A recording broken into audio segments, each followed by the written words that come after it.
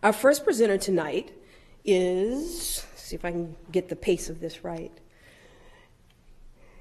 Dorothy Jones Davis, 2012-2014 Health Education and Human Services Fellow at the National Science Foundation.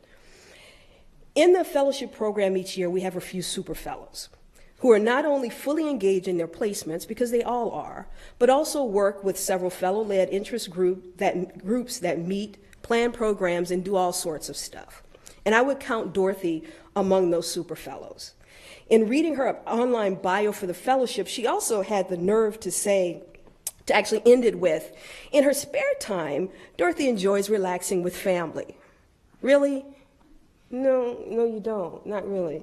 This woman never stops. She's going first in the lineup tonight because after working on her presentation between meetings this week, she's driving to New York City. Did I say tonight? She simply doesn't know how to say no, and we love her for it.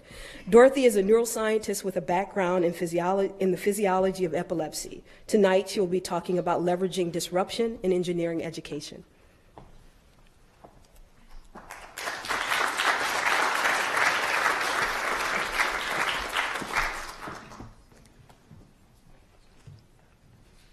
I have been a AAAS Science and Technology Policy Fellow for 12 months, 20 days, 17 hours, 35 minutes, and 1, 2, 3 seconds. And every second has been amazing because I have had the opportunity to work on projects that mesh with my personal passion in trying to remedy the STEM education gap between racial, ethnic, and socioeconomic groups. This makes my placement at the National Science Foundation Directorate for Engineering, Division of Engineering, Education and Centers, or EEC in acronym speak, a perfect fit. EEC encourages the integration of engineering research and engineering education to accelerate innovation and to improve the quality and diversity of our technical workforce. So where does engineering stand? The ASEE, or American Society of Engineering Education, just released its latest data. As you can see, in 2012, underrepresented students made up less than 25% of the degrees awarded, with most groups at less than 10% representation, and with women only at 18.9% of graduates. This lack of diversity in engineering and in STEM disciplines at large is the proverbial elephant in the room. How do we increase the diversity of our graduates to produce a workforce with diverse perspectives, interpretations, and solutions to our most pressing national future needs, our grand challenges? Well, being surrounded by engineers for a year has clearly affected my strategy for dealing with elephants. What do I think the most effective way to move an elephant out of a room? Well, a lever, of course, a simple machine used to gain force, gain speed, or change direction. But what can we leverage, and how much speed and velocity can we gain in education by using a lever? I'm going to argue that we should leverage disruptions we're seeing in education, and in particular, the integration of rapidly changing technology into every facet of our lives. It's changing how we teach and how students learn. Technology is everywhere. How many devices do you have on you right now? I see you back there checking your iPhone. We hold lots of conventions about education, how it's always been done, how we think it should be done. We have a vision for education, our future aspirations of equity and equality and positive outcomes for all learners. Disruption is simply a way to change the course of trajectory. Leveraging the power of technology will enable us to reach our vision faster. Exhibit A is Mobile Studio, a small, inexpensive hardware platform that allows Ethiopian universities that have very limited engineering experimental facilities to duplicate a large amount of the hardware used to teach electrical engineering, allowing for more students to have access to electrical engineering careers. Exhibit B, MOOCs, massive open online courses of up to 100,000 or more students open to anyone around the world. For some, MOOCs represent a threat to education as we know it, but this disruption to higher education also represents an opportunity to offer unparalleled access to content for students and to obtain big data on a massive scale that will allow us to study learning. In combination with this, where the sage on the stage becomes the sage on the screen, the advent of adaptive learning has transformed education, tracking student progress as the student learns, adjusting its instruction accordingly, and providing teachers with lots of information on how to become a more effective educator.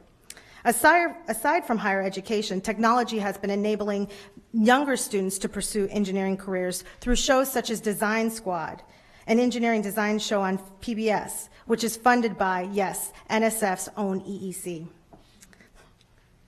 Learning has also been gamified, harnessing the addictive nature of games and applying it towards learning. Simply put, games create engagement, the cornerstone of any positive learning experience.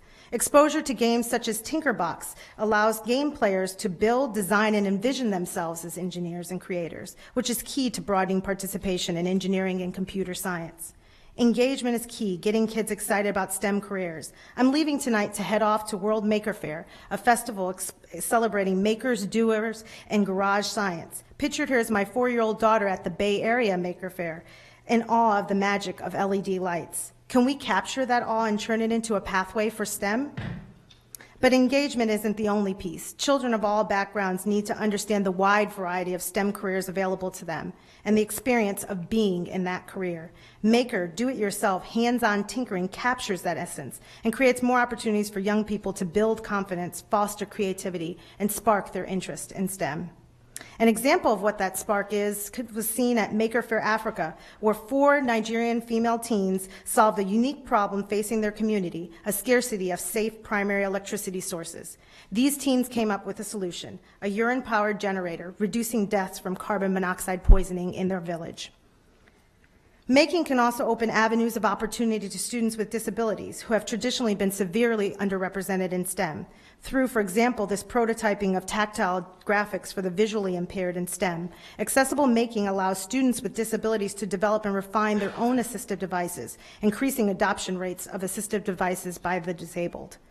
Accessible making also brings awareness to challenges faced by individuals with disabilities and challenges makers to design a future world that all can participate in. Here, work on accessible fashion from the University of Maryland, Baltimore County, challenges young makers to think about ways to use wearable technology to make clothes accessible to the visually impaired. Rory Cooper, director of our Quality of Life Engineering Research Center, also funded by EEC, is a champion in the area of making engineering accessible, both to individuals with physical disabilities as well as the sometimes invisible wounds of war, PTSD and TBI. A disabled veteran himself, his Quality of Life Research Center both employs student veterans and individuals with disabilities. A bold experiment to analyze the effects of technology was undertaken by Nicholas Negroponte. He dropped tablet computers with preloaded learning apps into an illiterate remote village in Africa, and the students taught themselves pre-literacy without teachers. Perhaps one of those children is going to be our next Nobel Prize winner. So while the classroom is being disrupted and the traditional walls of a schoolhouse have flown away, take the time to consider the positive impacts of disruption, a way to pick up the pieces of the schoolhouse of the past using technology and to put them together in a meaningful way to create the STEM scientists and engineers we want to see in the future. Thank you.